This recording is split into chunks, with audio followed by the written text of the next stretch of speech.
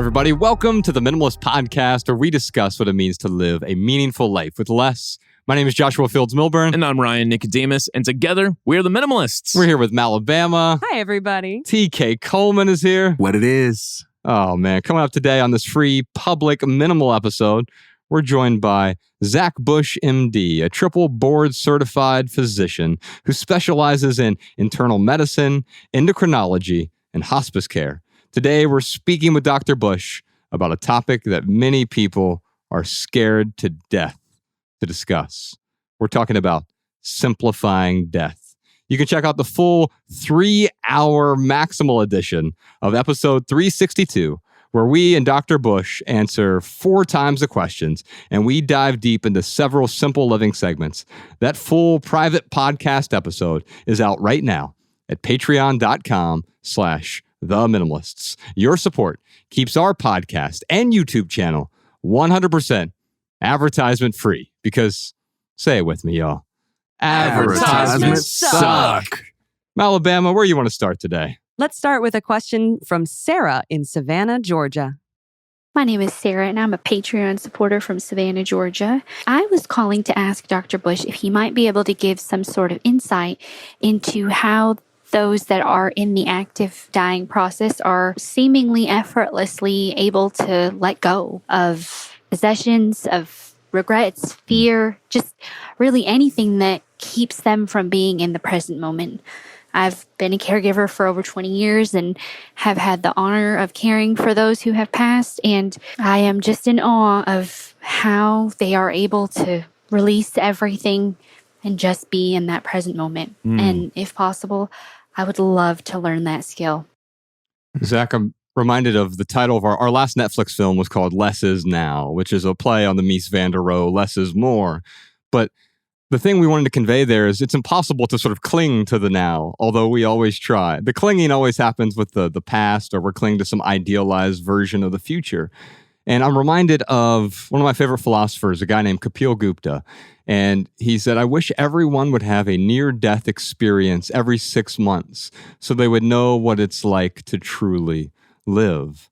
And so if we're talking to Sarah here about that living in the moment, being present, quite often those near-death experiences, or the period where you are near death, allows us to finally live for the first time in our lives. It's so true. Yeah, the process of dying biologically is an exciting letting go of a huge memory bank of emotional baggage. And so you were talking about clinging to the experience of now. We do that all the time. It takes a lot of energy, obviously, to cling to something. And I think the ones that we do it most often with are the polar extremes. We cling to fear and we cling to love. And we try to hold on to both of those as soon as they occur, because they justify the fear, justify the way that we actually deep down feel. And so a new stimulus of fear comes in and we grab onto it because it justifies all the things that we've been feeling. It's like, oh my goodness, thank God I'm afraid of this external thing. When in fact, we're probably afraid of something much more internal, a disconnect within ourselves. On the other side of the equation, you experience that love stimulus. You find that vibration of love for a moment. You're like, oh my God, this is what I can't get myself. This is what I've been needing, and we cling to that. Of course, as soon as you grab onto either of those, they become elusive and they start to slip through your hands. Fear will often bloom into paranoia, and once it's grabbed onto. And so that initial stimulus of kind of fight or flight suddenly moves to a fear of isolation, and everything's against me. And that kind of separation event happens. When you grab onto love, it quickly transforms into duty or expectation. And so we do these things all the time. And in the effort of clinging to the moment, we often find ourselves out of energy to keep clinging. And so what we often do is bury those things within us. And so it takes less energy, I think, to bury something within us. So we bury our fears, we bury a memory of love, and we try to remember those things, access those at will. Unfortunately, the process of burying an emotion is actually a very physiologic reality, and we tend to put specific emotions in specific parts of our body. Chinese medicine for 4,000 years has been working on detailing out what this map of the body's emotional history looks like. And examples at the base of the lungs is where we store unprocessed grief. The spleen is where we process worry. That is often specific to our inability to care for others. The kidneys are where we kind of store our maternal stress of not able to nest or take care of those around us appropriately. Our low back is where we carry financial stress, especially if it's financial stress around our immediate home or family. So low back pain is an element or an expression of financial stress or the inability to care for those in your nest. And so those things have been played out.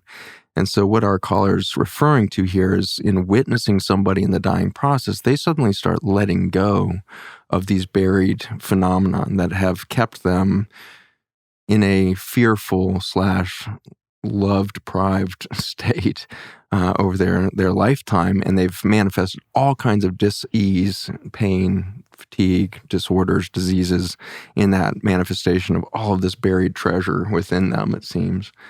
And the cool thing about biologic death is what's happening is you're losing the water structure within the cells. And so as cells lose their vitality, they start to lose the crystalline structure. And that crystalline water structure inside your cells is the hard drive. It is the memory bank of all of your stored stuff. And so as we start to die, we start dissolving at that water crystal level and we start having to let go. We can't any longer hold on to or keep buried these things. And so you go to the therapist and you're healthy and you got all this crystalline memory of all that you've buried, you've got to go through a process. But when you're biologically dying, you don't have to process those. They're simply slipping out of your reality. And so that's what the caller is witnessing, is she's witnessing somebody slipping out of the entire memory of their emotional traumatic path and starting to be alive. And I really have seen that over and over again, where you will hear crystalline truth, crystalline beauty coming out of the mouths of people dying, because for the first time, they see life for what it is, which is constantly beautiful, which is constantly in a state of expression of energy and is a manifestation of light. And they can see that suddenly because they've had to let go of all of the beliefs that have kept them disconnected from that reality. Can we get there before we know we have to go? I'm excited for that question. I think that that's exactly what I've put my last 12 years into. And a lot of it came down to this experience on hospice. So when I was an associate medical director for a hospice organization in Virginia, we were seeing 80 admissions to my service every week of people that were given less than 6 months to live. But in the U.S., we're very hesitant to put people on hospice because we always want people to have hope. And we hate that discussion of like, you know what, we've done everything. Your body is dying. We would like to give you the opportunity to live for quality instead of quantity of life, and let's just make you comfortable. That's a very hard conversation for us to have for some reason in the Western medical thing. I think it has to do with the fear of death. It feels like a failure as a physician to say, you know what, we failed. We didn't stave death off, And so we've pitted ourselves against death as if that was some sort of metric for success or failure. And in that journey, I think that what we end up seeing is about, 10 to 15% of people admitted to hospice get discharged from hospice because they suddenly start to live. And what tends to happen is we discontinue the medications and all of the therapies. And shockingly, when you stop, 13 medications, 6 of which have centrally active qualities to them, and you let that brain clear its pharmaceutical chaos, it can certainly turn back on, and that person suddenly gets the spark of life back. And it's really, biology doesn't drive death. It's the spark of curiosity, the spark of creativity that drives a lifespan. And so if you allow people to reconnect their curiosity and their creativity, they can suddenly, all the organ systems start coming back online.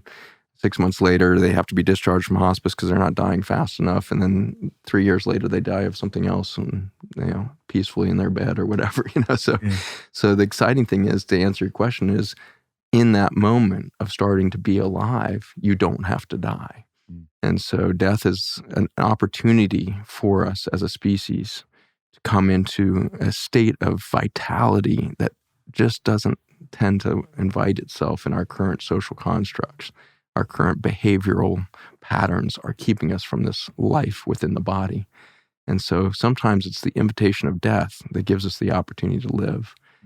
And amazingly, I think that's where we're at as a species. We can see our own hospice moment now. We have a pending extinction, and we can see it, and we can scientifically predict it's 80, 100 years out.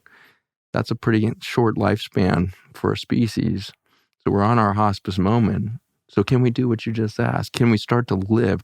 Are we going to make the decision to live a vital life, or are we going to continue to drug ourselves into a stupid state of death?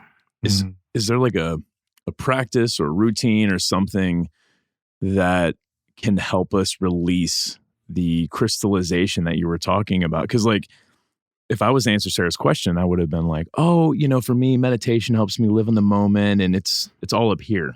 Mm-hmm. And what I hear you saying is it's mostly not up here. It's kind of stored in other areas. Is there a process of letting that crystallization go, or practice?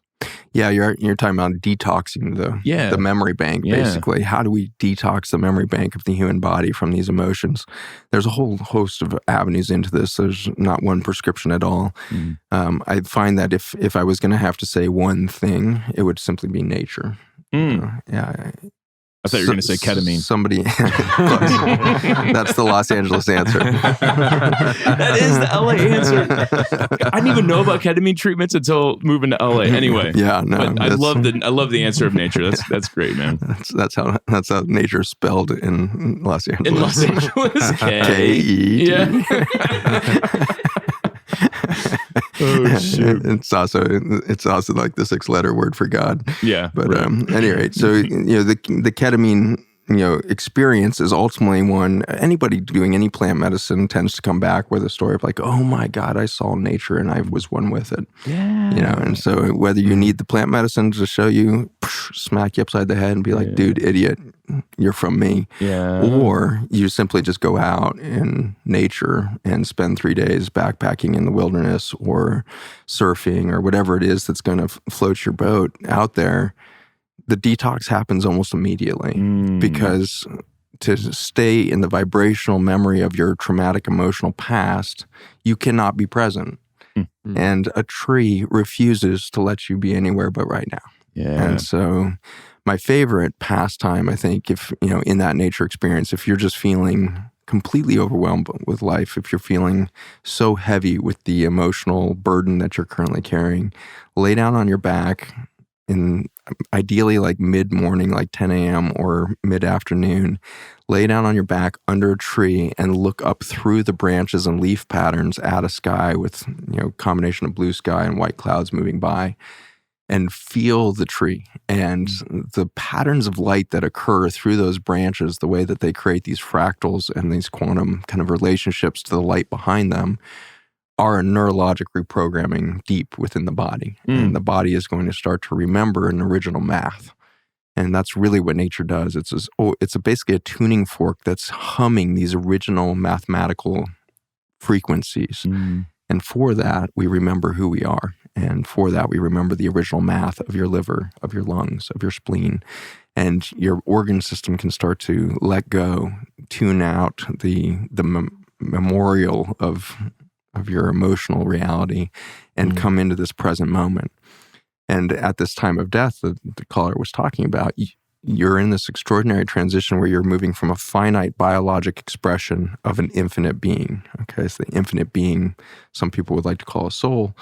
Whatever you want to call it, it is a well-established energetic center that holds a mathematical reality for your biology to line up on. It is the energetic template or blueprint for the biology to respond to. And so how do you form in the womb of your mother? You follow this biologic kind of map that's based on an energetic blueprint. And we can image the energy field. We do this in our clinic for the last 15 years. We've been imaging the human energy field to study how it carries its traumatic memory. And so you can see your energy field different than your energy field because you've stored energetic trauma or memory in different locations of each of your bodies. And that gives you a blueprint of what's going to happen in the next 10 years, 15 years, or the next 3 years in your biology. And so the energy field really is the map. It is the blueprint for which the biology is going to follow. And so death is this beautiful experience where you are letting go of the biologic expression of an infinite blueprint and you're becoming infinite again. And the beauty of that infinite being is it cannot carry your emotional history. It does not have water structure to carry the emotion in. And so that's why you have to let go of the emotional burden, is you are literally moving back into your infinite expression. Yeah, and you have no choice at that point. And that letting go is beautiful. I could tell you one thing that has been difficult for me is the clinging to what's going to happen as soon as I'm gone. I worry about my family, or what if I get into some sort of terrible accident? And so very practically, Sarah, we have an essay on our website. It's called Scared to Death of Death. And it's theminimalists.com/death. We'll put a link to it in the show notes. But it talks about getting together a living will, power of attorney, last will and testament, becoming an organ donor if you so choose, and some of the benefits of doing that to help others once you've passed away. But handling those things and revisiting them occasionally has given me a peace of mind, because I have a DNR. I don't want to be resuscitated and kept on, ventilators or whatever. But someone else may want that, and that's totally fine. But understanding what you want so you can have that all written down and clear for your physicians, for your partners, for anyone else who's in your life, for your family, so you're not burdening them as well. And of course, coming up in a little bit here, we're going to talk about what to do with your stuff before you die as well. Sarah, I'd love to send you a copy of our book, Everything That Remains. Ryan and I wrote this book a decade ago, and it was a story about finally beginning to live in the moment, focusing on something that allowed us to focus, to actually be present. Because when Ryan and I were in the corporate world, beforehand, I was telling you, we've known each other since we were fat little fifth graders, and we thought the key to our happiness was to get out of the poverty we grew up in, and then we would be happy as soon as we started making money and working 80 hours a week. But we were always so future-oriented that we never made time to actually live in the moment until we started to walk away from that and realizing, no, success isn't tomorrow. It's not next year. It's not next decade. It is right now. You can, and by the way, happiness doesn't exist a day from now, a year from now. It exists only in the present moment. So, Sarah, I'm going to send you a copy of Everything That Remains. If you like our podcast, you'll enjoy the audiobook version, or if you want the book or the ebook version, we'll send those to you as well. But Ryan, in the meantime, what time is it? You know what time it is. It's time for the lightning round, where we answer your text messages. You can text your questions, your comments to 937-202-4654. Professor Sean, get your buzzer ready. So during the lightning round, Zach, this is where we and our guests do our best to answer questions with a short, shareable, less than 140 character response. But not really. Sean puts a minute on the clock for us, and we just maunder on a bit, and he tweezes out something pithy to put in the show notes so people can share our minimal maxims on social media. You can find all of those minimal maxims in the show notes, theminimalists.com/podcast. It looks like Jerry has a question for us. I am not suicidal, but I don't want to live to be 90 or 100. Medical aid in dying is only available to those who are terminally ill. So is there another legal and ethical option for me to choose when I'm ready to go? So I'm going to start this one off. If you want to throw 60 seconds on the clock for me, I'm actually going to steal a quote from Zach, and hopefully he can use some of my time to elaborate on it. I heard you say death is the ultimate upgrade. And that's when I knew I wanted to have you on the podcast. My wife introduced me to your work, and then I went down this rabbit hole, and I heard, because I went through a lot of these sort of health problems in my own life and was contemplating my own mortality. And then I heard you say death is the ultimate upgrade. Can you elaborate on that? Yeah, you're taking it from the finite to the infinite. That's the ultimate upgrade, is you are right now a finite particle expression of an infinite source, an infinite being. And that finite reality is beautiful. And that's why we pick the finite journey, is because we get to witness beauty in a unique way. What is the purpose of humanity? To witness beauty through the five senses, through our experience of social connectivity. And so through this hyper-intelligence of a community, of society, and empowered by our five senses and our the analytical mind, we get to be witness to beauty on a level that just can't be done in the infinite realm.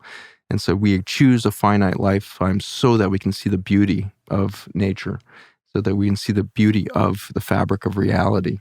And then we will go into this upgraded state of vibration where we know all things. We have no perception of there's the coffee cup and the steam coming off it, because you are the steam, you are the coffee, you are the thing, because you are vibration. And so you're going to lose the temporal perspective as soon as you shift into this upgraded state of the infinite. I can't imagine in my finite being what it feels like to be infinite, except that in these little parts where I become the storm, or I become the one that will die on his pillow tonight, I get to feel this little sound. It's a little vibration. Sounds like a tone almost in my beingness that is so child pure. It is so without expectation.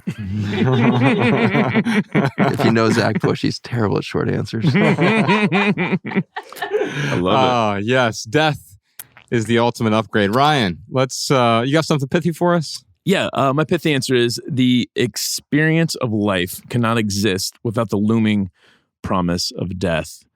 And I have just recently been able to get to this place of not just appreciating my life, but appreciating the death that will come eventually.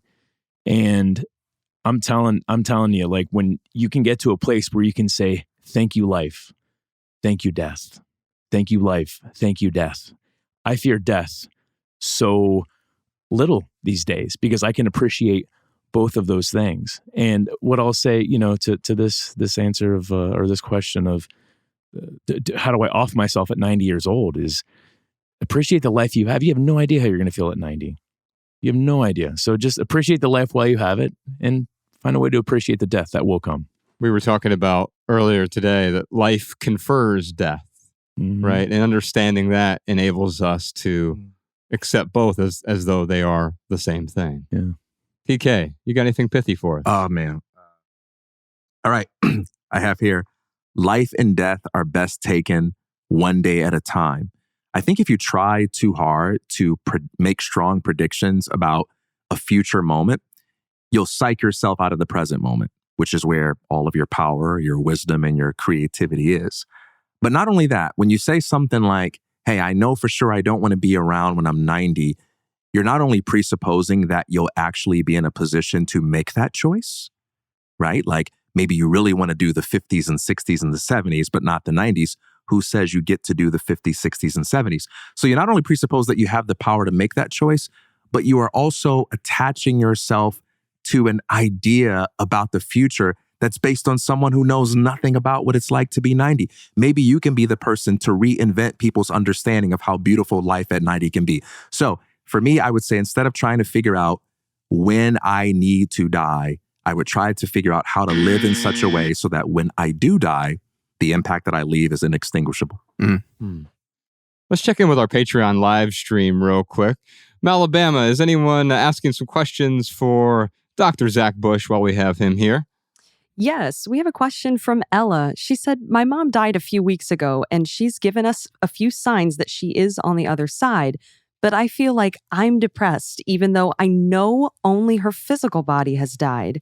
Do people who believe in life after death grieve differently for their loved ones?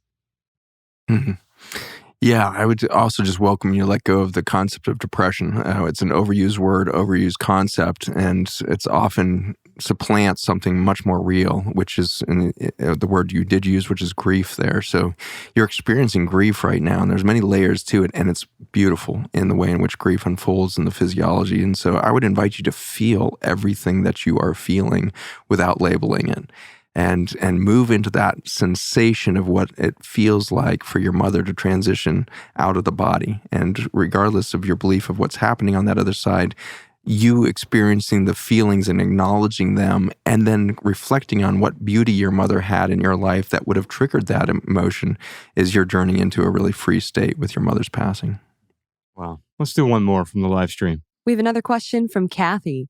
How do I emotionally prepare myself for my father's death when we finally have a wonderful relationship again? Oh, wow. It sounds like that's one of those good problems, right? Yeah. Because, Ryan, I know that you've gone through quite a few issues with your father. Mhm. And imagine reconciling that just to know now you're going to lose the person. I think it's you're struggling because, oh, I finally got the thing that I wanted. Kind of like us in the corporate world. When you get everything you thought you wanted, just to realize that maybe everything you ever wanted, you can't simply hold on to. Or maybe the everything you ever wanted isn't actually what you wanted at all. Mm-hmm. Yeah, I think that's ultimately the story there. It's that thing that we started the podcast with, is we hold on to fear and we hold on to love. You're experiencing love right now. You're trying to hold on to this thing that you're experiencing with your father, and it's worthwhile to acknowledge that the vibration that you're feeling from your father is an infinite vibration. It is perhaps the fabric of the reality that we live in, which is beauty, when perceived, creates the experience of love. You're seeing the beauty in your father right now, so you're having the experience of love. And so what I would encourage you to do is start to find your father in everything around you. Go to the park with your father, go out to dinner with your father, share a meal with your father. Find your father in the glass of wine, or in the steak, or in the vegetables, whatever he's eating. Find your father in the way in which he expresses himself within this finite reality, and you'll start to see your father everywhere, and you'll realize you're not actually in love with a person. You're in love with the beauty that you see in this person that is a finite expression of infinite beauty around you. And so the love that we experience with one another is truly unconditional. It is not conditional on how long they live or whether they're here with us in the body or not in the body. It is truly unconditional state of being witness to beauty. And so condition yourself to witness beauty and to recognize it quickly and acknowledge its sacredness, its sanctity, its vibrational force, and the feeling of love that you get when you see the beauty. And your father will become ever, ever present with you. Ladies and gentlemen, Dr. Zach Bush. Yes. Oh, my goodness. Wow. I want to acknowledge you for the work that you do and say we're really grateful for having you here on the podcast today. How can our listeners, there are many of them, how can they best support you and the work you're doing and find out more about you? You can best support me by letting go of all the narratives that make people say that the future that I want to occur is impossible. We need to let go of all of those. So help me surrender all of the narratives in the public, surrender our commitment to our stories of politics is impossible, social change is impossible, healing of social trauma and emotional trauma is impossible. Let go of the impossible and become possible with me for this future that we could share and manifest together. You can find me at my educational site, zachbushmd.com. The Global Health Education Summit is a big deep dive on a lot of different topics. We have a 2-hour panel on death and rebirth. That might be a continuation of this journey you've had today. I've got 2 death doulas on with that show. If you haven't heard of a death doula, it's an expert in helping a family and a loved one transition. And so get some insights there. We also have a neurosurgeon on there that talks about these near-death experiences and the perspectives of people when they're brain dead in the operating room and all of the things they witness and see in these brain dead states and come back to tell him about. And so it's a powerful journey there. There's a bunch of other topics. We cover the virome and autoimmune stuff and autism and all kinds of different subjects there. So Global Health Education and the knowledge page is zachbushmd.com. For our basic science work around the interface of soil and human health and the supplements that are designed to embody this communication network of the biome, it's intelligenceofnature.com. If you're really in need of a care team around you or a journey yourself into this freedom that we're talking about on how to become alive, we've got an 8-week program called Journey of Intrinsic Health. That's at the same.com, journeyofintrinsichealth.com. It's an 8-week journey where you're paired with a coach, or you can go through group coaching too, which is a very powerful way to be witness to transformation and others with you. And as 6 or 8 people go through this journey together.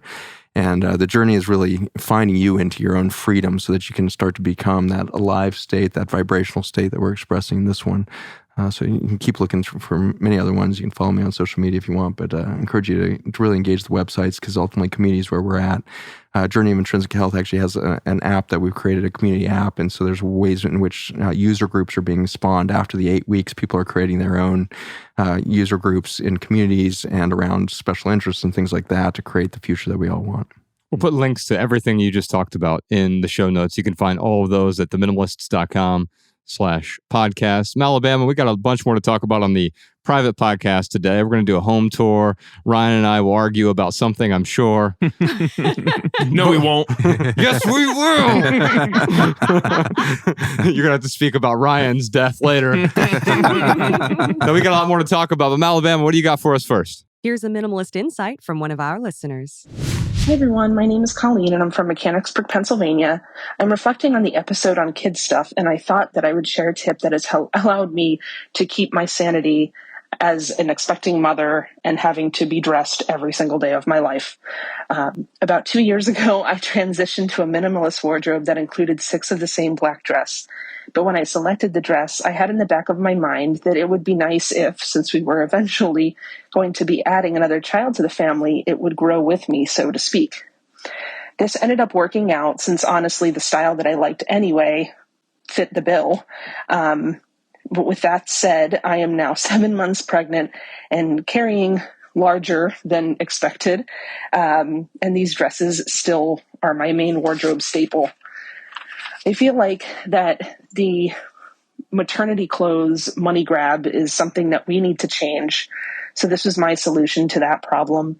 I'm sure hoping that they continue to fit me for the last 2 months of my pregnancy, but I sure am happy to have made it to 7 months and still able to wear the same dress. But I find if I need something, then it'll be a very small calculated purchase, and it'll be for a short amount of time. So I will donate those clothes once I'm finished, maybe to a women's shelter. All right, y'all, let's return to the public podcast for a moment. We've just wrapped up a 3-hour private podcast that folks can check out over at patreon.com/theminimalist. Before we get to our added value segment, I'm returning to our roots for this added value segment. You're going to get immense value from this. Real quick, for right here, right now, here's one thing that's going on in the life of the Minimalists. We just released 20 more tickets to our sold-out Sunday Symposium that's going on in October. These Sunday Symposium events, they're in Los Angeles, they're downtown.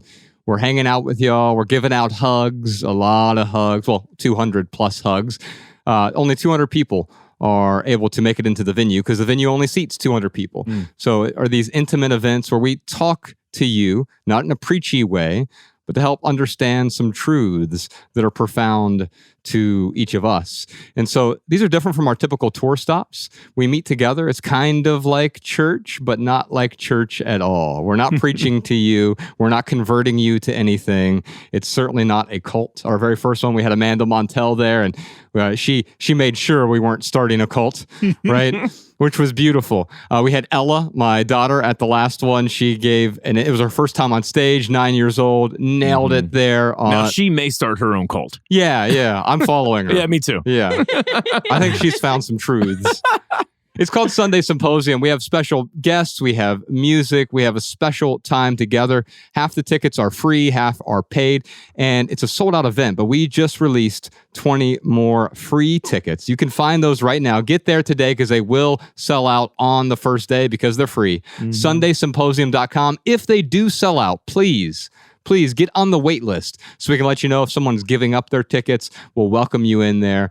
We really enjoy having you there in person. There's something about these in-person experiences, TK, that allows us to communicate in an intimate setting that you can't always do in front of a microphone. Absolutely. I mean, just as there is the difference between standing next to a tree and being out in nature versus looking at things through a screen, there's just a big difference between having the people in the room. It's no longer doing a podcast for an audience. It's an act of co-creation that emerges spontaneously.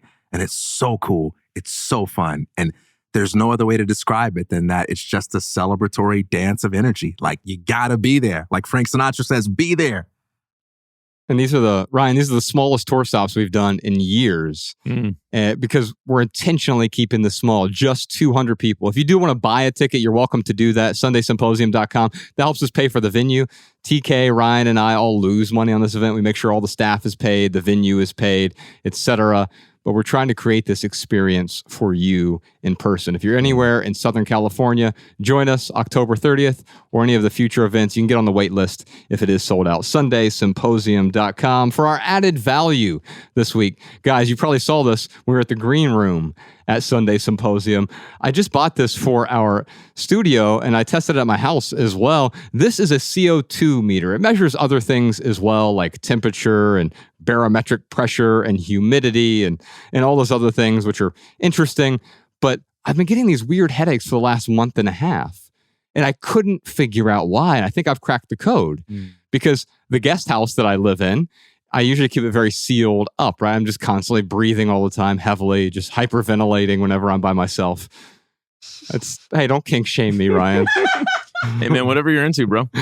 This, we'll put a link to this particular one in the show notes. I don't care if you get this one or any other CO2 monitor. This one is a little bit on the pricier side. It's a couple $100, but from all the reviews I read, it is the most accurate. Now, I wanted to bring this back because added value, when we started this segment way back in 2015 on the first episode of the Minimalist podcast, it was really about, hey, advertisements suck, but sometimes we can talk about actual physical goods. Even as the Minimalist, we can talk about physical goods that add value to our lives. We get that a lot, by the way. People are like, hey, I'm sensing a contradiction here. You say advertisements suck, but then you talk about things that add value to your life. Isn't that the same as advertisements? Perfect opportunity to speak. We are to walking contradictions. Minimalists are no minimalists. Every human is a walking contradiction.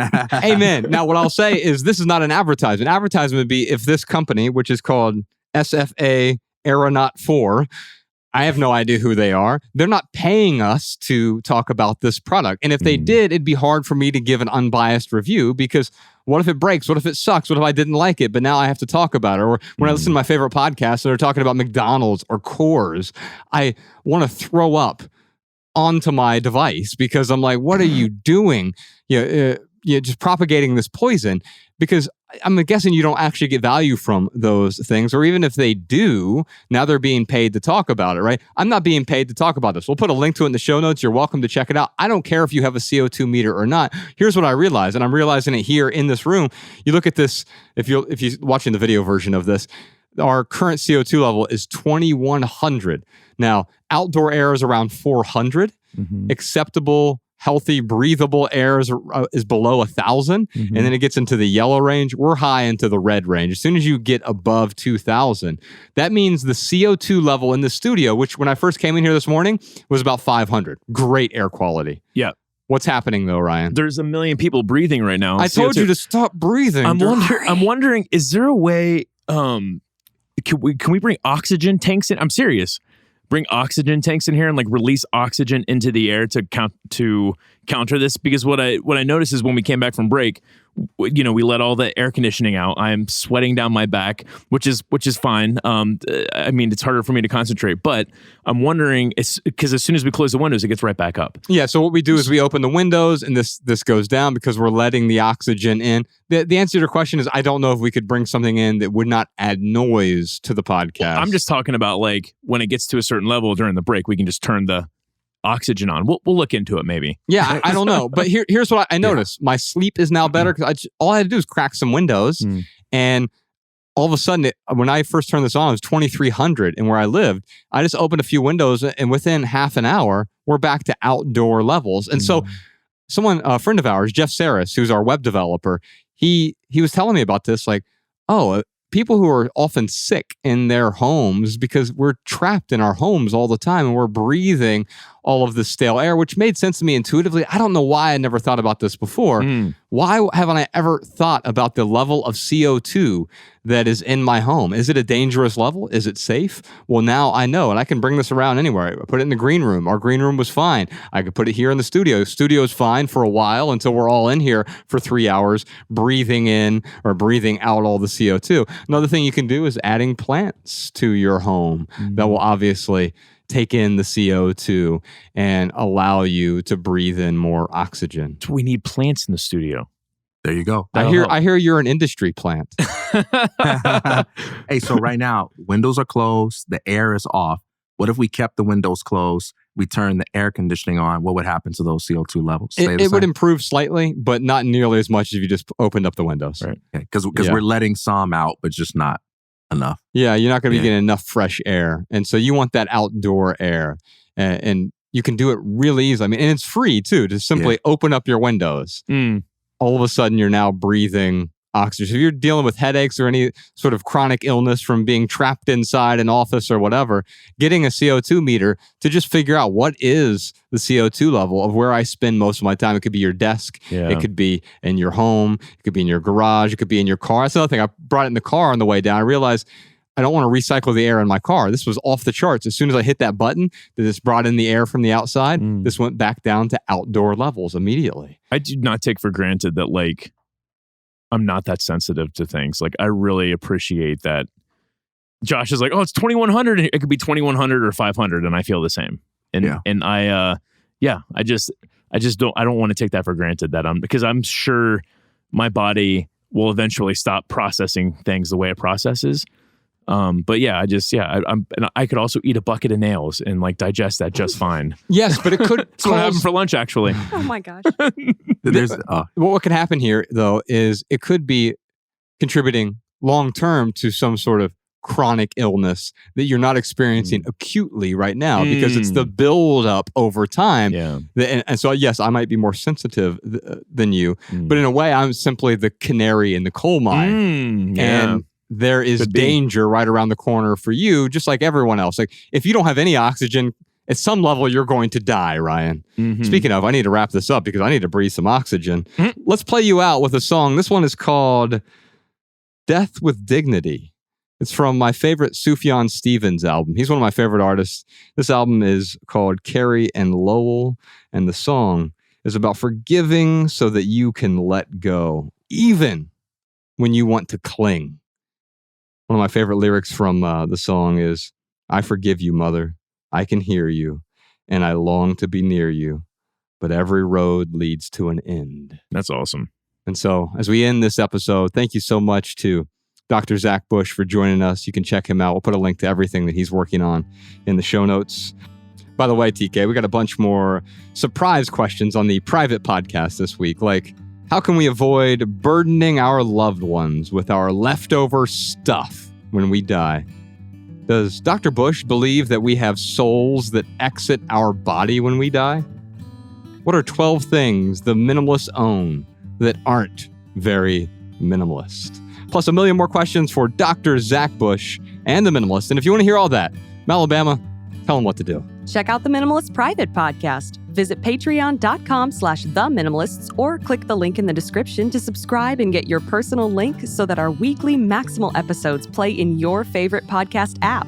You'll also gain immediate access to all of our archives, recordings of live events, weekly home tours, and our private community of thousands of open-minded minimizers like you.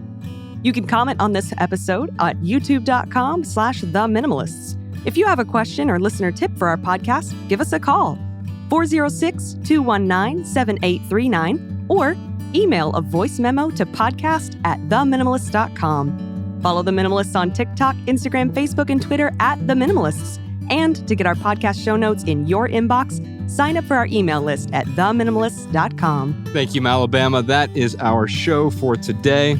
On behalf of Ryan Nicodemus, TK Coleman, Alabama, Podcast Sean, Jordan No More, Professor Sean, Social Jess, Danny Unknown, Post-Production Peter, Emma the Immigrant, and the rest of our team, I'm Joshua Fields Milburn. If you leave here today with just one message, let it be this: love people and use things, because the opposite never works. Thanks for listening, y'all. We'll see you next time. Peace. Every little thing you think that you need, every little thing you think that you need, every little thing that's just feeding your greed. Oh, I bet that you'd be fine without it.